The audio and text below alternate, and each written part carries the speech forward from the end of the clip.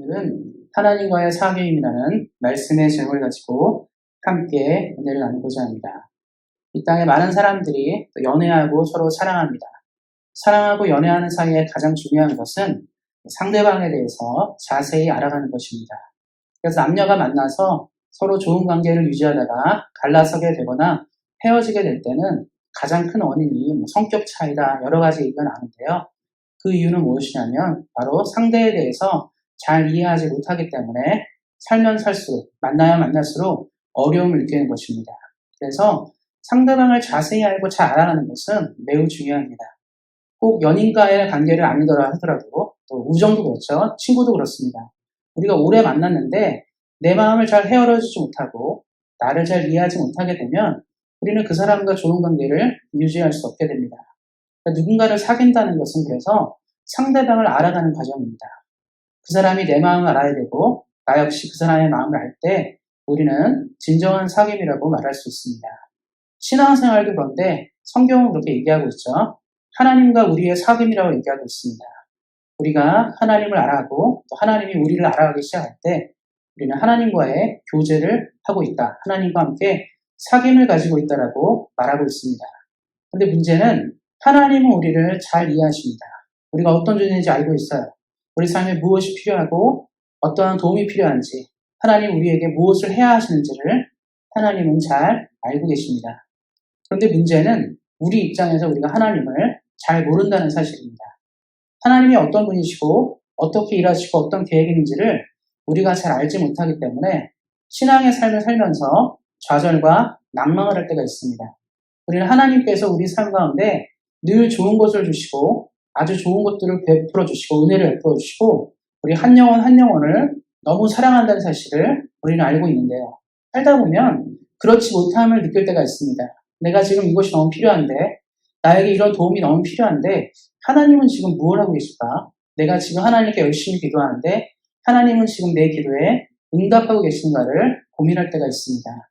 이러한 일들이 발생하는 것은 우리가 하나님에 대해서 잘 알지 못하거나 또 하나님과의 깊은 사귐이 없을 때 일어나는 일들입니다. 그래서 오늘은 요한일서 이 말씀을 통해서 하나님과의 사귐에 대해서 좀 살펴보고 싶은데요. 특별히 사도 요한은 하나님을 빛이라고 설명하면서 하나님과 우리의 교제를 빛 가운데 하는 교제라고 말하고 있습니다. 그래서 먼저 우리가 빛에 대해서 좀 이해할 필요가 있는데요. 제가 이제 고민하면서 세 가지를 좀 정리해봤습니다. 빛의 속성은 드러낸다, 보게 한다, 알게 한다 이런 세 가지 속성인데요. 먼저 드러낸다는 건 뭐냐면 컴컴한 데 있을 때는요. 우리가 무슨 물건이 어디에 있는지 어떤 것들이 어디에 있는지를 알지 못합니다. 그래서 일단은 우리가 어두운 곳에 들어갔을 때 제일 먼저 하는 일은 스위치를 올리는 거죠. 턴온 해가지고 밝게 보는 것입니다. 그래서 대충 우리가 무엇이 어디 있고 뭐가 어디 있는지를 보게 되는 것이죠. 불빛을 사용한다는 것은 밝게 비치고 드러내는 것을 의미합니다. 그래서 예수님도 산상수훈에서 얘기할 때 사람이 등불을 펴서 바닥에 두지 않고 위에 둔다고 얘기하거든요. 그건 뭐냐면 위에 있을수록 모든 곳을 비춰서 밝게 드러나게 하는 일들을 한다는 것이죠. 그래서 빛의 역할은 드러내는 역할들을 하는 것입니다. 그럼 이것이 하나님의 속성 중에 하나인데 우리가 하나님과 함께 있을 때는 우리의 모든 것이 드러난다는 것이에요. 우리가 은밀하게 어떤 일들을 진행하고 숨어서 어떤 일을 진행할 수 없다는 것을 말합니다. 그러니까 하나님의 속성이 무엇을 얘기하냐면 우리가 하나님을 만나게 되면 우리의 삶 전체가 주님께 오픈되는 거예요. 그래서 아마 이런 경험들을 해보신 적이 있을지 모르겠습니다. 은혜를 많이 받은 분들은 내가 어렸을 때 했던 일, 내가 지나가면서 했던 죄를 기억나게 돼요. 몇십 년 전에, 3, 40년 전에, 10몇 년 전에 했던 일인데 문득 떠오르거나 드러날 때가 있습니다. 그러니까 하나님 앞에 나타나면 조그만 죄도 숨겨지지 못한다는 것이죠. 내가 어린 시절에 뭐를 좀 훔쳤던 적이 있다. 내가 어린 시절에 누구를 욕하거나 막대한 적이 있다. 이런 것들이 생각난다는 것이죠. 그렇기 때문에 하나님과 함께하는 사람은 자신의 온 생애가 드러나게 되는 것입니다. 그래서 우리가 하나님 앞에서는 거짓이 없고 숨길 수 없는 상태를 가진다는 것을 볼 수 있습니다. 요한이 얘기하고 싶은 것은 하나님과 진짜 사귀는 사람은 하나님 앞에 내 삶이 다 노출됐다는 것을 안다는 것이죠. 두 번째는 이제 보게 한다는 것인데 본다는 것도 매우 중요합니다. 우리가 칠흑 같은 바다에서 깜깜한 바다에서 배가 방향을 틀고 방향을 전환하고 갈 때는 가장 필요한 것이 등대입니다. 등대를 통해서 항로를 보여줘요. 지금 어디로 가야 되는지, 어떻게 가는지를 말해줍니다. 등대의 역할은 보게 하는 것이죠. 지금 내가 어디로 가야 하는지를 보는 것이죠. 우리가 껌껌한 시골길이라든가 산을 다닐 때 꼭 필요한 것은 랜턴이죠. 랜턴을 켜서 지금 내가 제대로 가는지를 확인하는 것입니다. 불빛이 있을 때 우리는 가야 될 방향과 길들을 알 수 있게 됩니다. 그러니까 하나님과 함께 교제하는 사람들은 자신의 인생에 답이 있어요. 내가 지금 어디로 가고 있고 어떤 방향 가운데 있고 어떤 삶을 살아야 하는지를 안다는 것입니다. 주님이 우리에게 빛이 되시고 길이 되시기 때문입니다. 그래서 우리 사랑하는 성도님들이 이 땅을 살아가실 때 답이 없고 답답한 것 같을 땐 하나님께 나오셔야 합니다. 하나님께서 우리 성도님들의 길들을 밝히실 것입니다. 그리고 우리가 또 알게 되는 것은 아는 것이죠. 안다는 것은 무슨 말이냐면 불이 딱 켜져서 우리가 방에 이제 컴컴했다고 불을 탁 켜면 다 보이죠. 그러면서 보게 되는 것은 어두웠을 때는 지금 이곳이 더러운지 깨끗한지 몰라요. 우리가 컴컴한 방에 딱 들어갔을 때는 이것이 더러운지 깨끗한지 모르게 되는데 불빛이 들어가는 순간 우리는 이 방이 깨끗한지 더러운지를 알게 됩니다. 더러운 걸 보게 되면 어떡하죠? 청소를 할 수가 있어요. 그런데 이 블랙아웃이어가지고 계속적으로 밤이 어둡거나 그러면 우리는 뭘 할 수가 없습니다. 한 번 정도 경험해 보신 적 있죠? 저녁에 정전이 되면 정전되는 상황에서 우리가 청소를 하거나 요리를 하거나 그런 거 못합니다.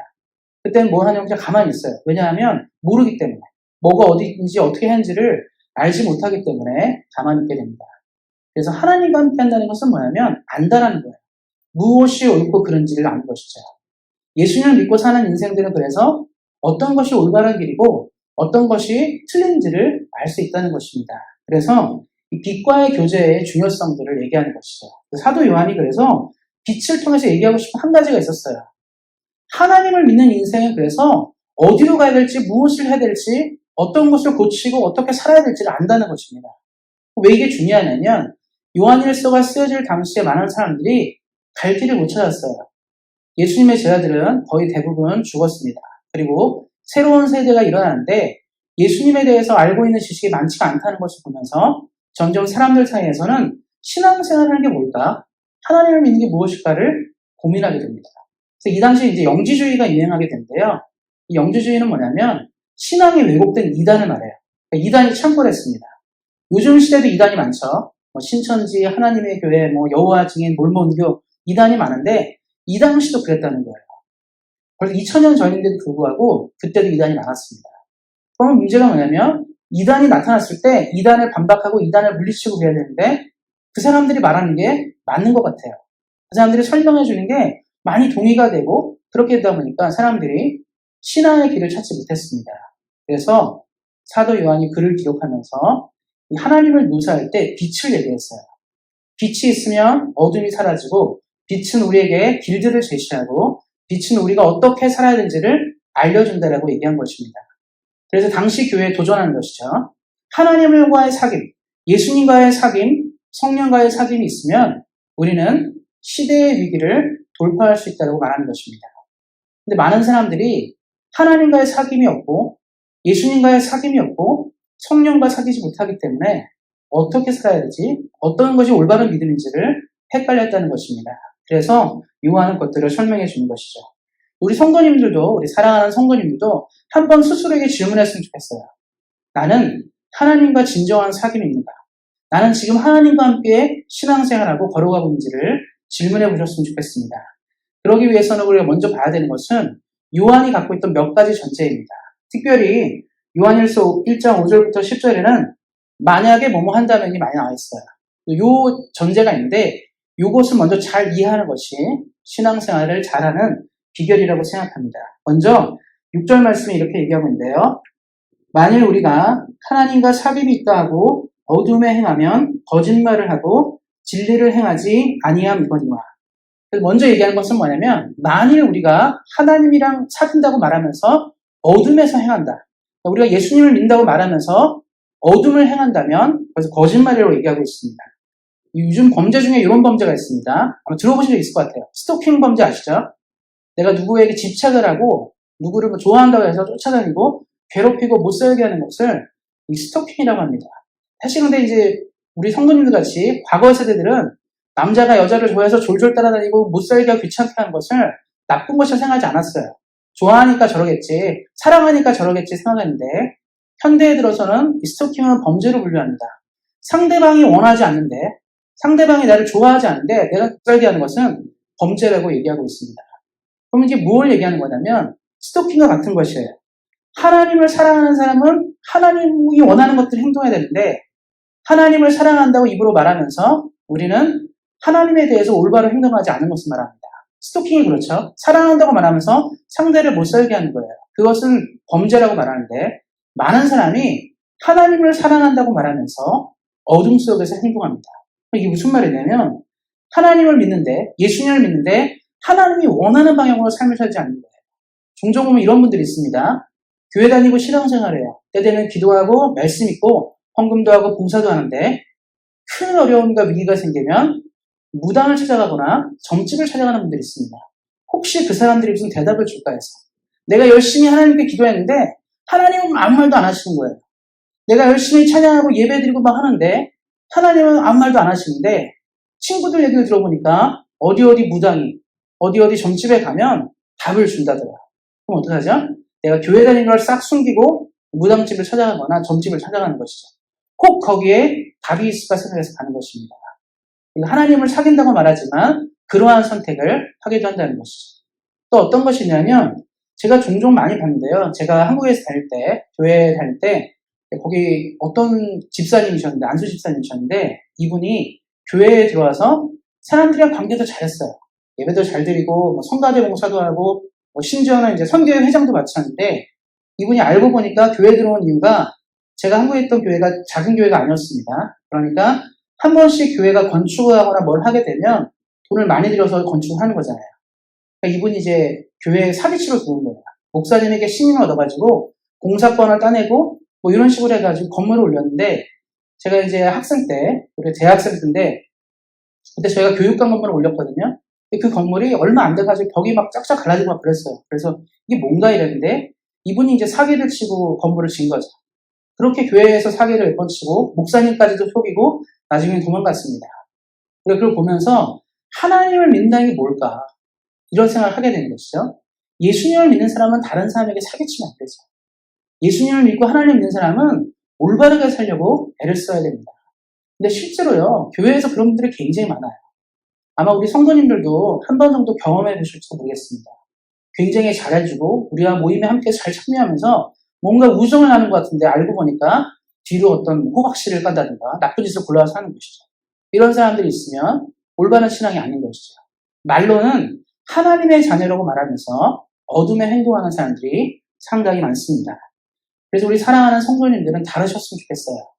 빛 가운데 예수님과 함께 살아가는 인생이기 때문에 하나님이 나를 사랑하신 것처럼 나도 이웃을 사랑하고 이웃의 심정을 헤아릴 수 있어야 합니다. 예수님을 믿는 사람일수록 더욱더 거룩하고 온전한 삶을 살려고 애를 쓰셔야 합니다. 사랑하는 성도님들이 그런 인생을 주 앞에 사시고 하나님의 빛 가운데 행함으로 예수님의 사람답게 사시기를 예수님의 이름으로 축원드립니다. 그리고 우리가 또 하나 봐야 될 것은 이제 우리가 죄가 없다고 하면이라는 질문인데요. 이게 조금 어려울 수 있는데 왜냐면 비슷합니다. 죄가 없다면과 세 번째 볼 것이 범죄하지 않아야했다는데 8절 말씀에 나온 이 죄가 없다면 이거 한번 읽어보도록 하겠습니다. 만일 우리가 죄가 없다고 말하면 스스로 속이고 또 진리가 우리 속에 있지 아니할 것이요. 이 땅을 사는 사람들 중에서 가장 위험한 말이 뭘까를 생각해 볼 때 저는 이 말을 생각했습니다. 우리가 이런 말 있죠. 저 집사님은, 저 권사님은, 저 장모님은, 저 목사님은, 또 저 사람은 법도 없이 살 사람이다. 법이 없어도 아주 괜찮은 사람이라는 말을 들을 때가 있습니다. 우리가 볼 때 그런 사람 있잖아요. 참 착하고 괜찮으니까 우리가 제일 잘 쓰는 표현이 그거거든요. 법 없이도 살 사람. 그런데 이 말이 가장 유명한 말이에요. 기본적으로 우리가 믿는 종교, 기독교는 인간은 타락했고 죄인이라고 봅니다. 인간같이 악한 존재가 없으며 인간은 구제불능인 존재로 보는 것이 기독교의 세계관입니다. 그러니까 기독교인들은 뭘 먼저 얘기하냐면 교회 와서 제일 먼저 듣는 말이 뭐죠? 당신은 죄인입니다. 그리고 교회를 딱 왔을 때 어떤 사람들이 처음부터 교회 나오기 싫어하는 분들이 있어요. 그 이유는 뭐냐면 교회 나오면 목사님이 좋은 소리 좀 많이 해주고 사람들이 잘 그래야 되는데 꼭 교회 오면 제일 먼저 얘기하는 게 뭐냐면 당신은 죄인입니다. 회개하세요. 난 아무 짓도 안 했는데 내가 나름 사람을 사기친 적도 없고 사람을 죽인 적도 없고 뭐 물건을 훔치거나 뭐 이런 적도 없고 나쁜 짓 한 번도 한 적이 없는데 교회만 오면 불쾌한 거죠. 교회에서 얘기하는 게 뭐냐면 당신은 죄인이다. 그런데 이게 왜 중요하냐면 신앙생활에서 하나님 앞에서 모든 사람이 자신이 죄가 있다라고 인정하지 않으면 거기서 신앙생활을 할 수가 없게 돼요. 우리가 흠이 없고 부족함이 없고 잘못한 게 없는데 뭐하러 교회 나옵니까? 교회 나오는 것은 죄를 용서받고 회개해서 천국에 가고자 하는데 근본부터 난 죄가 없고 아무 문제가 없는데 교회 나와서 듣게 되는 메시지는 죄인이란 소리예요. 그러니까 죄가 없는 사람은 교회 나올 필요가 없는 거죠. 내가 은혜가 필요 없는 거예요. 이미 내가 죄도 없고 괜찮은 사람이에요. 근데 성경은 뭐라고 말합니까? 죄가 없다고 하는 것은 그것은 거짓말하는 거라고 얘기해요. 진리를 속이는 것이라 얘기합니다. 왜냐하면 근본적으로 인간이 죄가 있다 없다를 구별하는 쉬운 이 기준이 하나가 있어요. 성경적으로 볼 때 죄가 있는 사람이 꼭 맞이하는 결과가 한 가지가 있습니다. 그건 뭐냐면 죽음이에요. 만약에 내가 죽지 않을 자신이 있다. 내가 하나님의 도움 없이 예수님의 도움 없이 영원히 살 수 있다고 생각한다면 우리는 죄인이 아니라고 말하면 됩니다. 그러나 이 땅에 존재하는 모든 사람은 예수님 없이는 구원받지 못합니다. 하나님 없이는 구원받지 못하고 예수님의 사랑과 대속의 은혜 없이는 구원이 불가능합니다. 그렇기 때문에 우리는 우리 스스로를 볼 때 죄인이라고 말할 수 있어야 됩니다. 근본적으로 우리 자신이 죄인인 것을 깨닫지 못하면 그 다음을 만들어가고 그 다음을 만들어가는 것이 어렵습니다. 미국 시카고에 대형 교회가 하나 있었습니다. 아마 우리 성도님들도 들어본 적이 있으실 텐데요. 윌로우 크릭 교회라는 아주 큰 교회가 있었어요. 이 윌로우 크릭 교회 대표 목사님이 빌 하이벨스라는 아주 유명한 목사님이었고 그분이 쓴 책들이 한국에서도 굉장히 인기가 많았습니다. 그런데 한 3년 전, 4년 전에 이 빌 하이벨스 목사님이 교회 성촌이 생겼어요. 교회 성도랑 오랜 기간 동안에 불륜관계를 유지했던 것입니다. 그것이 드러나면서 당시 미국 사회에서 발칵 뒤집혔는데 왜냐하면 윌로우 크릭 교회를 한국으로 치면 못누리교회 사랑의 교회라고 생각하시면 돼요. 이렇게 큰 교회의 목사님이셨고 아주 사역을 잘하셨는데 그런 일이 발생한 것입니다. 근데 이 목사님이 무슨 책을 썼냐면 빌 하이벨스 목사가 한참 전성기 때 쓴 책이 있습니다. 그 책 제목이 뭐냐면 아무도 보는 이가 없을 때 당신은 어떤 사람인가. 아무도 보지 않을 때 당신은 어떤 사람이냐고 말하는 건 뭐냐면 항상 주님 앞에 내가 인생을 살아야 된다. 하나님 눈앞에 있어야 된다고 말하면서 이분이 그런 죄를 저지르는 거예요. 그럼 이걸 보면서 우리가 뭘 생각하게 되냐면 아, 저 사람 참 쓰레기 같다. 저 어떻게 저런 게 목사야. 이게 아니라 우리 인간이 얼마나 약한 존재인지를 말하는 거예요. 이분이 하나님의 말씀을 가지고 사역을 했지만 결국 자신의 삶 가운데 내가 죄인이라는 것들을 망각하는 순간 우리는 잘못된 선택을 하게 됩니다. 사실 우리도 많이 보죠, 주변에. 참 교회 다니는 사람들이 왜 이렇게 사나? 하나님 믿는다는데 목사님이 왜 저렇게 사나? 이런 분들이 있을 거예요. 근데 그 사람을 비판하기 앞서 먼저 봐야 되는 것은 그 사람도 죄인이기 때문에 더 나아지지 못한다는 거죠. 그래서 우리가 기억해야 되는 건 뭐냐면 우리 스스로가 죄인인 것을 인식하고 산다면 우리는 그러한 범죄 가운데 있지 않게 됩니다. 내가 부족한 존재이고 하나님의 은혜가 없이는 살 수 없다는 것을 깨닫기 시작할 때 우리는 올바른 선택을 할 수 있다는 것이죠. 그래서 우리 사랑하는 성도님들이 이 땅을 사실 때 어려운 문제긴 하지만 기억하셨으면 좋겠습니다. 자신에 대해 내가 죄인이고 부족하다는 것을 아는 그 순간 우리는 하나님과 함께 좋은 것들을 만들어갈 수 있습니다. 그러나 우리가 죄가 없다고 주장하고 나는 괜찮다고 말하는 순간 우리는 넘어질 수밖에 없는 존재입니다. 이것들을 기억하시고 언제나 하나님 앞에 겸손하게 신앙생활 하시는 우리 사랑하는 성도님들 되시기를 예수님의 이름으로 축원드립니다.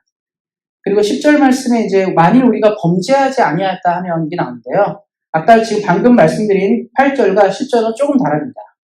8절은 근본적인 죄에 대해서 얘기를 해요. 우리 안에 있는 근본적인 아담과 하와부터 왔던 죄의 성을 얘기하는 것이고 이 10절 말씀은 뭐냐면 범죄한 것, 우리가 직접 저지른 죄에 대한 것들을 얘기하게 됩니다. 우리가 살면서 죄를 저지르게 되죠. 우리가 이 땅에 살면서 나는 한 번도 죄를 지고 흠없이 산다는 사람은 없을 것입니다. 우리 자체는 죄인이기 때문에 그 죄로 말미암아 나오는 어떤 결과들이 있습니다. 근데 이게 왜 중요하냐면 10절 말씀이 굉장히 중요합니다. 이 영지주의가 당시에 유행했다고 제가 처음 말씀드렸는데 당시 영지주의자들이 무엇을 얘기했냐면 영은 거룩한데 육체는 중요하지 않다. 그러니까 영으로 구원받는 거지 몸뚱아리는 중요하지 않다는 거예요. 그런데 우리 원래 기독교 신앙은 몸도 부활하고 영도 부활해서 완전히 부활하는 겁니다. 우리 앞에는 살가죽이나 살이나 이런 것들이 회복되는 것인데 당시 영주주의자들은 뭐라고 말했냐면 영은 중요한데 육체는 중요하지 않다. 그러니까 예배를 드리는 그 순간은 참 중요하고 그런데 평소에는 네 마음껏 살라고 얘기했어요. 그래서 내가 몸에 어떤 죄를 저지르든지 뭘 문제를 일으키든 상관이 없는 겁니다. 몸은 어차피 죽을 거니까요. 영은 천국에 가지만 몸은 어차피 상관없다고 봤습니다. 이게 무슨 말이냐면 일주일 내내 내 맘대로 살아야 된다는 거예요. 교회만 와서 한번 예배드리면 된다. 내가 하나님만 믿으면 된다. 얼마 전에 이런 것도 본 적이 있습니다. 죄인인데 아주 문제가 많은 사람이에요. 자기가 뭐 강도도 하고 뭐 살인도 하고 이런 사람인데 어떻게 보면 감옥에 가는 사람인데 난 예수 만났으니까 나는 이제 내 죄는 없어. 이렇게 말한다는 사람들이 있다는 거예요. 내가 동성애자인데 난 하나님 믿으니까 괜찮아. 이런 것도 문제가 돼요, 사실. 이게 뭐냐면 근본적으로 우리 삶의 어떤 방향들 있잖아요. 내가 범죄한다는 것들에 대해서 인식을 해야 되는데 뭐라고 하냐면 몸이니까 어쩔 수 없고 난 영만 괜찮으면 돼요.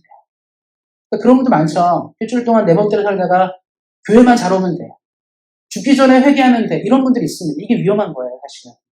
신앙생활은 삶과 영이 일치해야 돼요. 하나님 앞에서 우리가 동일한 삶을 살아야 됩니다. 몸은 내 멋대로고 영만 중요하다고 말하면 되는 것이죠. 당시 영주의자들이 그걸 가르쳤어요. 육체는 네 마음껏 해. 우상의 재물도 먹어도 되고 너가 뭐 성적으로 타락해도 상관없고 다 괜찮아. 네 마음껏 살아. 대신 하나님만 잘 믿어. 이렇게 말했다는 겁니다. 굉장히 논리가 모순되죠. 하나님을 잘 섬기는 사람은 삶도 깨끗해야 되는데 그럴 필요 없다고 가르친 거예요. 그래서 사도 요한이 말하는 건 뭐냐면 범죄한 것들은 구원받기 어렵다는 겁니다. 하나님을 믿는다는 것은 전인적인 거예요. 내 영과 몸과 모든 것을 다해서 믿는 것이지 내 영만 잘 믿으면 되고 몸은 그럼 대충 살아야 된다. 이건 아니라는 거지. 사랑하는 성도님들이 이 땅을 사실 때 가장 많이 보는 유형들이 바로 이런 사람들입니다. 교회는 다녀요. 물어보죠. 뭐 교회 다니세요? 근데 교회 다닙니다. 나 어디 교회 다니고 어디 교회 뭐 집사고 뭐 권사님이고 장로님 이런 거 딱 얘기를 해요. 그런데 그 사람이 평소에 사는 거 보면 장로님 같지도 않고요. 집사님 같지도 않고 목사님 같지도 않아요. 이상한 거죠. 이게 뭔가 얘기하면 나는 맨날 회개 기도하니 괜찮다고. 난 구원받았다. 이렇게 말하는 사람이 있다는 거예요. 교회만 다닌다고 크리스천이 아니잖아요. 그런데 그렇게 사는 경우가 굉장히 많았습니다. 이 당시에도. 지금뿐만 아니라 이 당시에도 그랬습니다.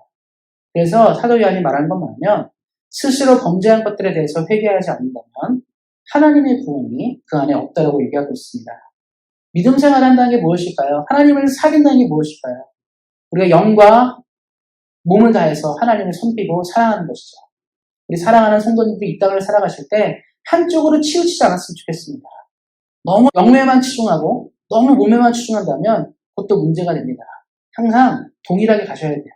몸도 하나님께 영광을 돌리고 영도 하나님께 영광을 돌리는 그런 삶을 주로부터 사시기를 예수님의 이름으로 축원드립니다. 그래서 이제 마지막 부분을 살펴볼 텐데요. 우리가 하나님께서 우리에게 원하는 삶들이 있어요. 특별히 이 말씀에 보면 7절, 9절 말씀이 나오는데 하나님과 사귄다는 건 뭐냐 할 때 먼저 7절인데요. 7절에 이렇게 얘기하고 있습니다. 그가 빛 가운데 계신 것 같이 우리도 빛 가운데 행하면 우리가 서로 사귐이 있고 그 아들 예수의 피가 우리를 모든 죄에서 깨끗하게 하실 것이요. 빛 가운데서 행하라고 먼저 얘기합니다. 하나님과의 사귄다는 것은 빛 가운데서 행한다는 것인데 그럼 너무 추상적이잖아요. 빛 가운데 행한다. 지금도 불빛 아래인데 여기서만 행동하는 것을 말하는 거냐? 이런 의미가 아니고요. 빛 가운데서 행한다는 건 뭐냐면 처음에 이제 사도 요한이 얘기하죠. 하나님은 빛이시라. 그럼 빛 가운데 행하는 건 뭐냐면 지금 내 삶이 하나님 눈앞에 있다는 걸 알라는 뜻이에요. 지금 하나님이 나를 지켜보고 있습니다. 우리가 요즘에 저도 이제 가끔 운전하다 보면 재밌는 거 발견하죠. 처음에 사람들이 막 쌩쌩 달리다가 경찰차가 보이면 어떡하죠? 속도를 줄이고 속도 맞추죠. 왜 그럽니까? 경찰이 나타나서 딱지를 뗄 걸 알기 때문에 그래요. 또 카메라 있는 구역 나오잖아요. 지금 여기 카메라가 있다고 하면 막 달리다가도 카메라가 있는 데서는 속도를 줄입니다. 이유는 뭐죠? 카메라가 지켜보고 있다. 경찰이 지켜보고 있다는 것입니다. 그래서 벌건 대낮에 문제를 일으키지 않습니다. 어떻습니까? 편의점 있고 뭐 슈퍼마켓 있고 다 이런 마트 있는데요. 그런데 가는데 거기 지키는 사람 다 있는데 눈앞에서 우리가 물건 훔쳐 나가는 사람 없죠. 그런데 주인이 없다. 아무도 없다 할 때는 그런 사람이 생기는 것입니다. 그래서 빛 가운데 행한다는 건 뭐냐면 의식하라는 거예요. 지금 하나님이 내 옆에 있다. 지금 하나님이 우리를 지켜보고 있다는 것이죠. 그래서 우리가 어떤 문제를 갖고 있고 어떤 일을 할 때 하나님이 지금 있으면 어떻습니까? 그런 일을 안 하겠죠. 뭐 쉽게 말하면 우리 부부싸움 한다 생각해 보세요. 부부싸움 둘이서 이렇게 막 얘기하는데 근처에 누구만 나타나도 안 싸워요. 뭐 아는 집사님, 권사님, 장로님만 나타나도 우리 안 싸웁니다. 왜 그러죠? 이 사람이 보고 있습니다. 혹시 가서 내 형이라도 보면 어떻게 해요? 아우, 저 사람들은 맨날 싸운대. 저 집은 맨날 문제다. 이 말 듣기 싫은 거잖아요. 그래서 안 싸우는 거거든요. 그런데 하나님이 본다는 걸 생각하는 거예요. 모든 순간에. 하나님이 지금 내 인생을 지켜보고 있다. 내가 도둑질하면 안 되고 사기치면 안 되고 나쁜 짓을 하면 안 되는 이유가 여기 있다는 것을 발견해야 되는 것이죠. 우리 아까 처음에 그랬죠. 뭐 처음에 예수 믿는데 무당집도 찾아가고 점집도 찾아가는 사람도 있다고 얘기 드렸죠. 어떻습니까? 하나님이 예수님 옆에 서 있다 생각해보세요. 가겠습니까? 안 가죠. 그래서 빅가운드 생각한다는 건 뭐죠? 하나님 앞에서 살라는 겁니다. 지금도 하나님이 내 옆에 있다는 것을 의식하라는 것입니다. 하나님이 지금 나를 쳐다보고 있고 하나님이 지금 내 뒤에서 나를 지켜보고 있다는 것을 깨달으라는 것이죠. 빅가운데 행한다는 건 그래서 날마다 하나님이 나와 함께 동행한다는 것을 알라는 것을 말합니다. 예수님과 함께하는 인생은 그래서 넘어지지 않죠. 하나님과 함께하는 인생은 쓰러지지 않습니다. 그리고 두 번째는 뭐냐면 9절 말씀인데요. 만일 우리가 우리 죄를 자백하면 그는 미쁘시고 의로우사 우리 죄를 사하시며 우리를 모든 불의에서 깨끗하게 하실 것이요. 하나님과 사귀는 사람은 자신이 죄인임을 알고 날마다 죄를 고백하는 사람입니다. 그래서 옛날에 성경에 보면 이제 성경을 읽다 보면 가장 좋은 모델이 욥인데요. 욥은 항상 무엇을 했냐면 자녀들이 하루를 보내고 뭐 자기도 하루를 보냈잖아요. 그럼 하루 동안에 내가 실수를 할 수 있고 문제를 일으킬 수 있잖아요. 내가 누군가에게 상처도 줄 수 있고 어떻게 본의 아니게 잘못할 수 있는데 그런 모든 일들이 있기 때문에 욥은 항상 매일매일 제사를 드렸어요. 죄에 대해서. 우리 아들, 딸들이 혹시 잘못한 게 있으면 하나님 용서해 주시고 제가 잘못한 게 있으면 용서해 달라고 날마다 회개하는 인생을 살았습니다. 그러니까 늘 회개하는 인생을 살다 보니까 삶이 점점 조심하게 되고 하나님이 원하는 인생을 살게 됩니다. 요즘 시대의 가장 큰 문제는 뭐냐면 우리가 죄에 대해 둔감해지는 거예요. 뭐 이 정도는 죄가 아닌 것 같아. 이럴 수도 있지 뭐 사람이 다 그렇지 않냐? 이렇게 말하는 사람들이 점점 늘어난다는 것이죠. 그래서 예수님을 믿는 사람들은 날마다 회개하셔야 합니다. 내가 날마다 혹시 내가 누구에게 상처 준 적이 없는가? 내가 어떻게 하나님이 원하지 않은 삶을 사는 것은 아닌가를 점검하면서 매일매일을 사실 수 있어야 됩니다. 그럴 때 진정한 하나님과의 사귐과 교제를 나눌 수 있게 됩니다. 말씀을 맺고자 합니다. 이 땅에 많은 사람들이 하나님을 믿는다고 말하고 하나님을 섬긴다고 말합니다. 전 세계에서 가장 많은 사람들이 믿는 종교가 기독교입니다. 카톨릭과 프로테스탄트를 합치면 전 세계 거의 20% 정도가 하나님을 믿습니다. 그러면 엄청나게 많은 숫자고요. 세상에서 가장 많은 사람들이 믿는 종교가 기독교입니다. 그러면 우리가 그 많은 수십억의 사람들이 믿는 종교의 기독교는 하나님이 원하는 인생을 살아가고 있는지 그 기독교에 속한 사람들이 하나님 뜻대로 사는지를 점검해 봐야 합니다. 우리는 아시죠? 유럽에서 수많은 전쟁이 일어났죠. 기독교 국가가 가장 많은 지역이 유럽입니다. 원래. 유럽에서 이제 기독교가 부흥했고 번창했기 때문에 유럽은 거의 기독교인들이에요. 그런데 세계 1차 대전, 2차 대전이 어디서 일어났죠? 유럽에서 시작됐어요. 유럽 사람들이 하나님 믿는 사람들입니다. 1차 대전 때 독일 사람이랑 프랑스가 전쟁을 벌였는데 독일 사람도 크리스천이었고 프랑스 사람도 크리스천이었어요. 그래서 둘이 맨날 싸우는데 일요일만 되면 어디 갑니까? 교회 가서 예배 드리는 거예요. 이상하잖아요. 하나님 믿는데 거기서 한 겁니다. 세계대전이 일어난 지역 한번 생각해 보세요. 유럽의 모든 지역은 사실 알바니아를 제외하고는 거의 다 기독교파입니다. 그럼에도 불구하고 전쟁이 일어났어요. 하나님이 원하는 인생을 살지 않았다는 것을 볼 수 있습니다. 어떻습니까? 한국도 기독교가 많이 성장하고 많은 기독교인이 있어요. 그런데 교회가 많은 싸움들을 벌였습니다. 교회끼리 갈등이 많았고 서로 미워하고 상처 주는 일이 많았어요.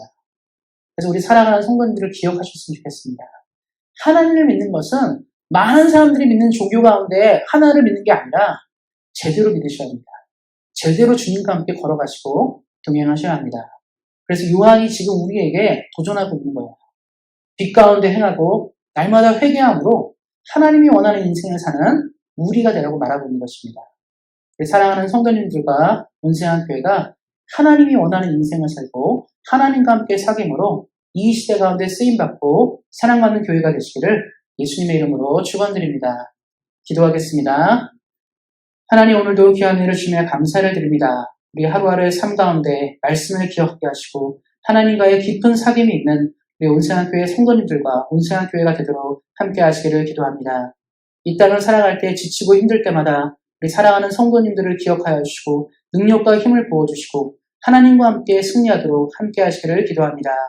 날마다 예배를 드릴 때마다 주님을 섬기는 귀한 믿음으로 나아가기를 소망하며 우리를 구원하신 우리 주 예수 그리스도의 이름으로 기도하였습니다.